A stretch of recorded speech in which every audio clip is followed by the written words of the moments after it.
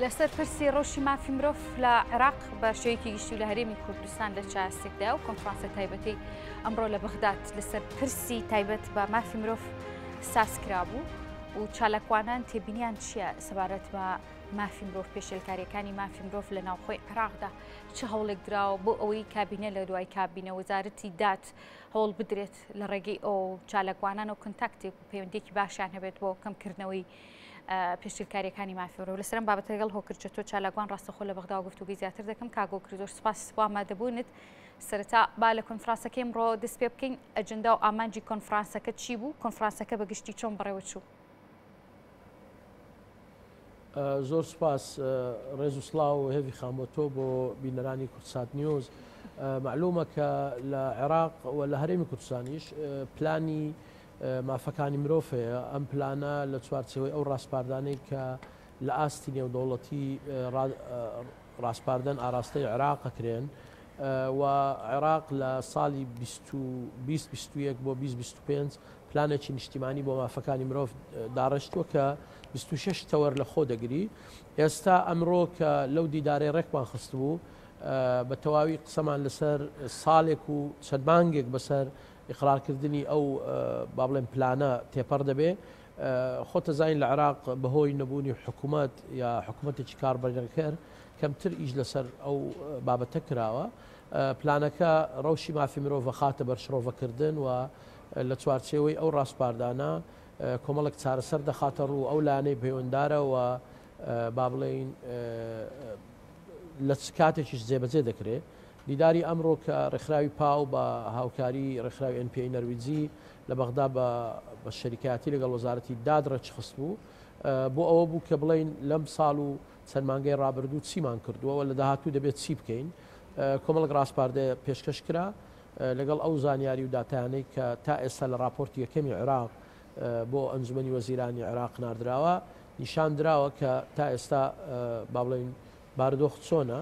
کە بەپێی راپۆرتەکە تەنها 13 لایانی پەیوەنددار لە چل لایەن راپۆرتی خۆیان پێشکەش کردووە کە ئەمەش ژمارەیەکی کەمە بەڵام ئێمە ڕەچاوی ئەو بارودۆخی دەکەین کە عێراقی پێ تێپەڕ دەبوو لەگەڵ ئەوەش کە بۆ ئایندە چی بکەین کۆمەڵک پێشنیار خرانە ڕوو کە لە ئایندە دەکرێت وەزارەتی تایبەتمەندەکان و دەستە سەربەخۆکان هەموو بەیەکەوە لە چوارچێوە ئەو لیژنە باڵایی کە ئەنجومەنی وەزیران پێچی هێناوە کە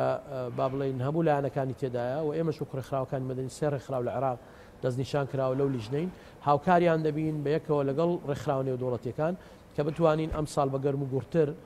بۆچی تەنها سێ ڕێکخراو کۆمەڵک چەند بۆ خۆی میکانیزمێکی نێودەوڵەتی هەیە با بڵێن بەپێی ئەو میکانیزمە لە ڕاستپاردەی 26مینی کە لە ئاستی نێودەوڵەتی دەڵێ دەبێت ڕێکخراوەکان بەشدار بن اینجا ڕێکخراوەکان عادەتەن ئەوە یەکەم دەورە نییە لە ساڵی 2010 عێراق یەکەم راپۆرتی پێشکەش کرد دوای لە 2014 دوای لە 2019 هەموو ساڵێ لیژنەی باڵا کە پێک دەهێنرێ با بڵێن نوێنەری ڕێکخراوەکانی مەدەنی تێدا دەبێت نوێنەری هەر وەزارەتێکیش هەیە و نوێنەری سوڵتەی تەشریعی و قەزاییش تێدایە بۆی بڵێن زۆرێک لە شەریکاتی لە منەزەمات هەیە سێ ڕێکخراو هەڵدەبژێردرێن و ئەو هەڵبژاردننی ئەو ڕێکخراوانە زۆرتر بۆ ئەو ڕێکخراوانەیە کە سیفەی استیشاریان هەیە لە نەتەوەی گرتوەکان ینی زۆرێک لە ڕاوێژ دەدەنە نەتەوەی گرتوەکان و تەفاعولیان هەیە لەگەڵ ئەو تەقاریانەوە پێشتر تەقاریریان تەقدیم کردووە فدائیرەی منەزەمات کە تایبەتە لە بەغدا بە ئەمانەی مەسوزەرە ئەو ناوانە پێشنیار دەکات لە بۆ وەزارەتی عەدڵ کە چێن ئەو ڕێکخراوانێک کە هەم ئەو سفتیان هەیە هەم ئیشیشەکەن لەو بوارە بە سوزەرای قراری دەکات بالمناسبە لە هەرێمی کوردستان تەنها یەک ڕێکخراو نوێنەرایەتی لە لیژنە باڵاکەیە و یونامیش وەکو سفەی مراقب لە لیژنەکەیە فەوە زۆرێکە لە تەمسیل لە نوێنەرایەتی کردن ئەگەرنا هیچ ئەوەشتری نییە و لە پلانەکە ئەگەر دیقەتی پلانەکە دەین لە 26 محور لە هەموو محورەکان ڕۆڵی ڕێکخراوەکانی کۆمەڵی مەدەنی بە پێی پسپۆڕیان دەستنیشان کراوە مەفروضە وەزارەتەکان تەعاون لەگەڵ ئەو منەزەماتانە بکەن کە لەو بوارە ئیشەکەن بۆی زۆرێک لە هەماهەنگی و هاودەنگی نیشتیمانی هەبێت لە جێبەجێکردنی ئەو پلانەی کە هەیە باشە کاکۆگر دەزانین کە هەرێمی کوردستانیش وەکو وڵات سەر بە عێراقی فیدراڵ باسی لێەوە دەکرێت بەڵام جیاوازی لە ڕەوشی مافەکانی مرۆڤ لە نێوان هەرێمی کوردستان و شارەکەی ناوەڕاست و باشووری عێراقدا چییە لە ڕووی مافی مرۆڤەوە بەڵێ ئەگەر لە چوارچێوەی بۆ نمونە هەردوو پلانەکەی هەرێمی کوردستان و بەغداش سیرکەین بێشک با بڵێین بەڕوونی دەرەکەوێ ئێمە لە هەندێ بەش هاوبەشین یعنی هەرێم و بەغدا هەمان حاڵەتی ڕەوشی مافی مرۆڤیان هەیە بۆ نمونە وەکو نمونەیەکە ببینەوە مەوزوعی ئازادی ڕادەربڕین و کاری ڕۆژنامەوان و ئازادی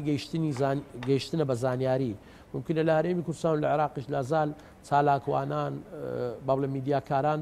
لەژێر با بڵێن زۆرێک لە هەڕەشەدان و کارەکەیان کارێکی ئاسان نییە ژیانیان نەپارێزراوە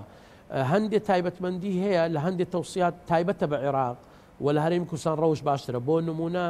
مەسئلەی ئەو ڕێسا و یاسانی دەرکراوە بۆ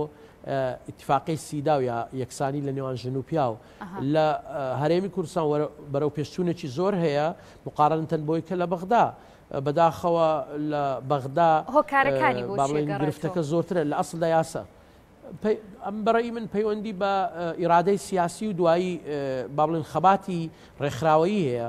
بۆ نمونە ژنان لە کوردستان خەباتی زۆرتریان کردی لەگەڵەوەی ئێستا تۆزە ڕەوشێکی نالەبار هەیە لەسەر مەسەلەی جەندەر و ئەوانە بەڵام ئێمە یاسای تایبەت بە ڕوبەڕوونی توندیژی خێزانیمان هەیە مؤسساتمان هەیە حیمایەتەکە لە عێراقەوە نییە ئەگەر بینە مەلەفێکی تر مەسئلەی ئیعدام یەکێکە لەو مەلەفە گرنگانەی کە گلەیە چاوی زۆری لەسرە معلومە لە عێراق و لە کوردستان سزای لە سێدارەدان دەردەچێ بەڵام لە کوردستان ماوەیەکی زۆرە ڕاگیراوە لە عێراق هەر بەردەوامە و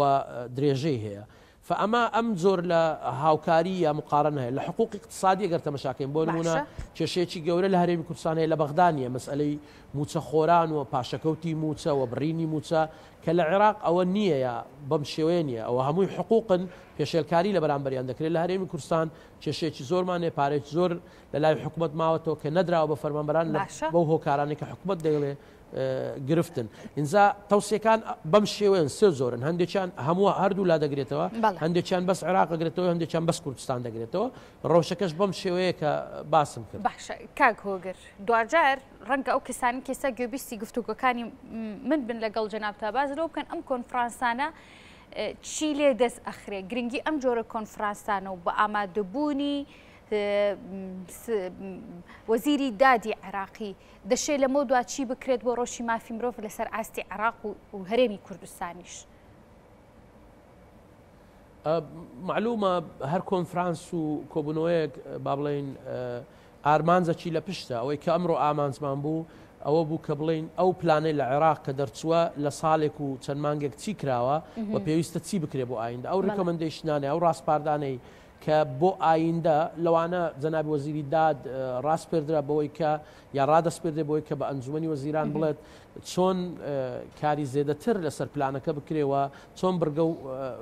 با بڵێن بابەتەکانی ناو پلانەکە بچێتە پراکتیک زێدەتر خاڵێکی ترکە زۆر گرنگە تاکیدی لێکراوە کە ئەم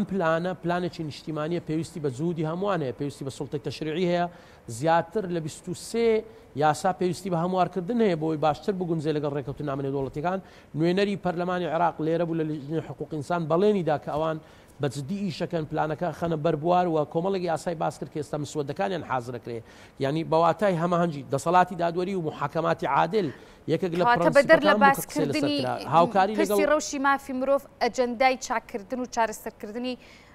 بابەتەکەیش خراوەتە بەرباس بەردید هەر لەوانە بەڵێ بێشک هەر لەوانە یەکێک لە گفتی کە بەڕێز وەزیری داد قسەی لەسەر کرد ئەو چاکسازیانەیە کە لە بواری ئیسلاحیاتەکان جوونەکان کراون کە پێی وابوو ئەو دەستکەوتێکە کراوە یەکەم کاری دەستپێکیانی و کارێکی زەحمەتیشە چکە لە عێراق ڕەوشی زیندانیان زۆر نالەبارە و ئەمە هەنگاوێکی باشە و جێی دەستخۆشیە بەواتایەچیت کە